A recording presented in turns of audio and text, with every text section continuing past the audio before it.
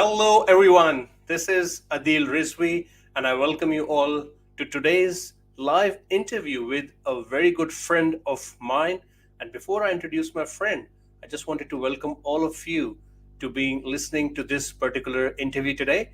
And whether you are listening it live on LinkedIn, YouTube, or Facebook, or you are tuning in later on to a recording, I welcome you all for your time. And feel free to put your comments down. In the comment section, your feedback. If you have any questions, we'll try to take them as well. Myself, very quick introduction. So I'm Adil Rizvi, and I am a property strategist where I help families create safe and reliable investments that help them retire much more happier than what they are today. That's essentially what I do, but that's all about me because the forum today is more about our very, very special guest, Kate Kelly, the photographer. Hi, Kate. How are you today? Good morning, Adeel. How you going? Yes, I'm doing very well, very well. Beautiful, man. It's a pleasure to have you again with us today. And we are going to be talking about a very, very interesting topic, which is very close to what I do and I'm very fond of. And we'll be talking about some amazing shots and the property marketing that we do when we are looking to get into property market or when we are looking to sell a property. It actually applies to both buyers and sellers equally. So we'll be talking about the importance of photography, the importance of marketing in order to get the best possible outcome. So, Kate, I think you are on the road right now. Where are you? Do you want to share with us? Yeah, I am on the road. So I'm actually in the Blue Mountains. I feel like every time we do an interview, I'm out on the road. So yeah, I'm just sitting outside a couple of properties up here that are going to go to market later this week. So which is very exciting. The property market up here still sort of goes right up. Has sort of a very strong 6 month window because of the weather patterns up here. It's a bit really cold in winter, so it's sort of prime time still here. So lots of stuff happening. Which part of Sydney are you in? Are you in Sydney? Isn't it? No, I'm in the Blue Mountains today, so that's Oh a wow. couple of hours west of Sydney, up in a national park. As you can see, there's lots of green and such, so it's a bit different than Sydney. It's where I actually grew up, so I know the area very, very well. It's home for me. But yeah, it's very, very different to the city life or the properties down in Sydney. Wow. And because you're in Blue Mountains, let me ask this question because I just thought about it. You do a lot of work in Sydney as well. You do a lot of work in Inner West as well, where you are doing photography and filming and marketing for apartments, for even townhouses in the Inner West. And then you are operating also in the Western Sydney, the Northwest Sydney, where you are actually doing and covering a lot of houses, a lot of standalone houses. And now you are in Blue Yes, Mountains. So is yes. it the same kind of stuff that you're doing all the time? Is it the same kind of photographs you're doing, the same kind of film shots you're Mm, taking? How does it mhm, differ from one place to the other? mhm. I'd say there's a few key differences. First of all, you talk demographic. If we're talking North Shore, eastern suburbs, obviously the budget and the price of the homes is, typically or an average, a lot higher. So content needs tend to be a little bit higher and directed around that sort of lifestyle, I guess that home or that property sort of brings. And as you step into sort of different areas, maybe it's in the hills area, it's a bit more family orientated, while maybe the mountains is a little more elderly and I guess people sort of looking for that change from Sydney and wanting to embrace the greenery, embrace that sort of national park sort of feel or lifestyle. So the content that goes with that sells that sort of lifestyle is obviously very different. Um, yeah, the city lifestyle. It's a bit more. It's either about the beachside or it's about the nightlife, the social aspects. While up here, it's about the space. It's about the tranquility, the peace and quiet, all those sorts of things. So understanding what it is that your buyers and sellers, I guess, were their motivators for going to that area in the first place is key to quality and effective marketing to represent that property. Beautiful.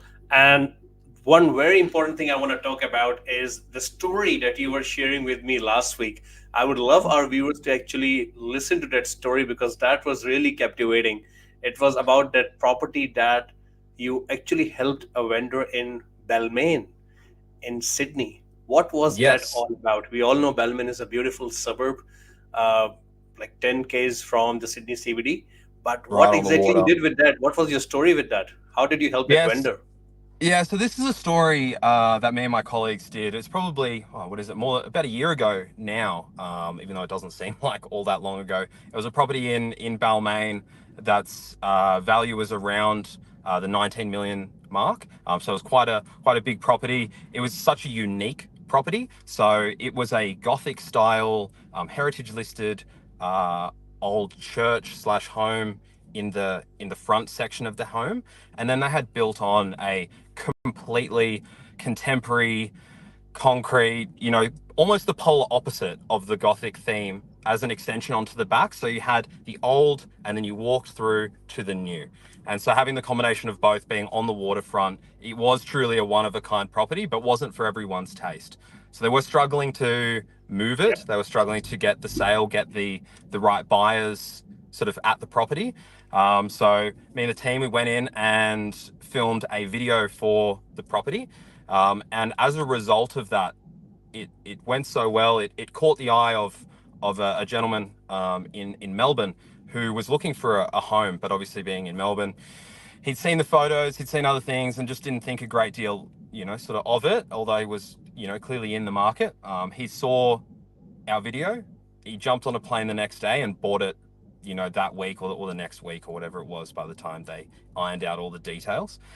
So it Wow. was so incredible that a video, that can show a home in a different light, in its best light, give it character, um, that it was able to be looked at in a different way by this buyer that enticed them to make the trip, to put the time in, come and look at the property, and you know because of that video, the agents were able to make one of the biggest sales that they've ever made, and almost a Balmain record. So it was a truly unbelievable Wow. result.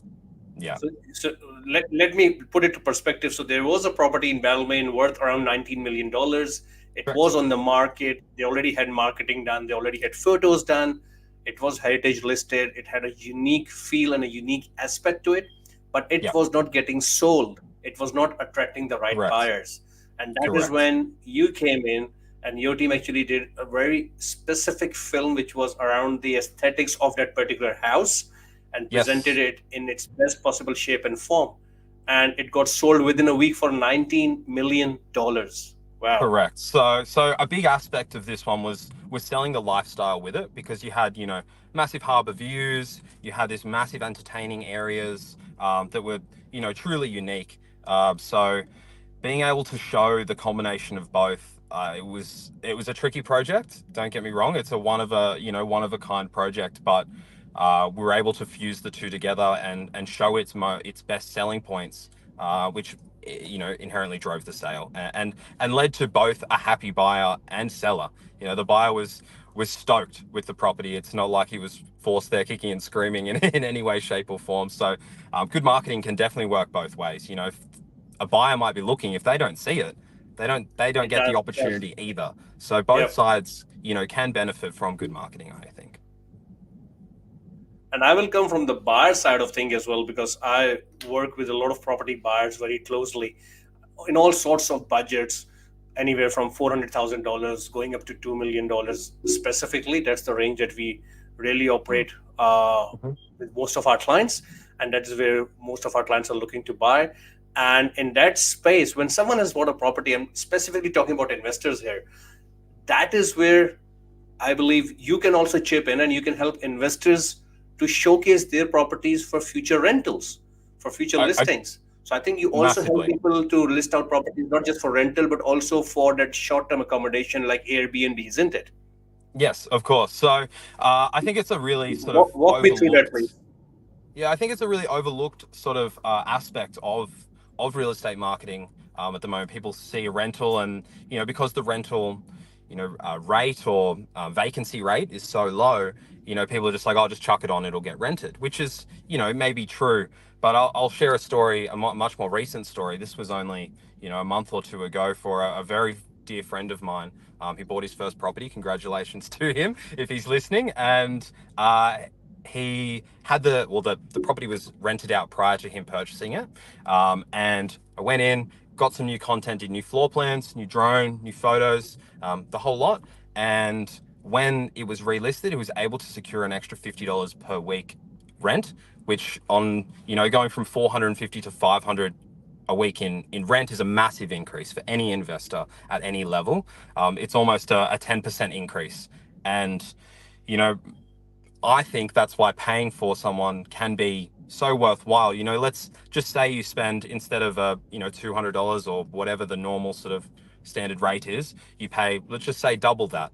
I've made that money back in 2 months for that vendor.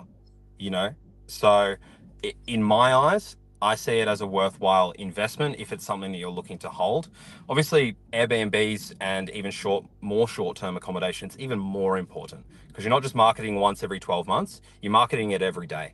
You're marketing it every night to have it filled, to get the maximum return on your investment. So, it's even more important, I would say, for Airbnb and such to invest in it, because that extra $20 a night over time is going to pay for itself in spades. And you can also be more proud of the property that you have, that you feel like you're giving a nicer product to your client or to your vendor, your tenant, sorry, whatever term you want to use. So I think it's highly important and something that's massively overlooked by investors at the moment. Yeah, which is quality marketing. I think um, uh, there's a bit of a glitch which we are facing right now in the internet connectivity. So my apologies for Oh, that. Not much we can do about it. But okay. now continuing from there, I think you made a very good point, Kate, that usually marketing of a property is only associated when you're selling a property. But once you've bought a property, and if you're a property investor, and if you're buying a property for long-term rental, like where you'll be renting it out to a family, versus you will be renting out for an Airbnb accommodation, like a short-term accommodation where you really want to attract high rentals, or like booking.com, or a Mhm. bed and bath kind of a situation, that is where it really is important that you need to have the right marketing going in, because that difference of rental can not just be like $50 a week. It can be much more than that, especially in the short term Exactly. rentals. It can be more than like 20% in That's any right. given scenario. So I totally understand, because I have my own portfolio and I have some properties in that space as well. So I totally Mhm. appreciate the fact that you're mentioning a very, very valid point over there. Now Yep. that's very good. Thanks very much. So where do you see yourself from here? Like, if people, especially who are people looking to buy real estate, or who are looking Mhm. to sell real estate in this market, whether they're in Mhm. Sydney or outside, do you have Mhm. any pro tips for them, any secret tips for them of how they can actually prepare themselves? Look, I think that at least I've found in my small area of Sydney that there's been a bit more stock come onto the market at the start of this year than maybe 12 months ago. And because of that, there's obviously a bit more options for buyers now.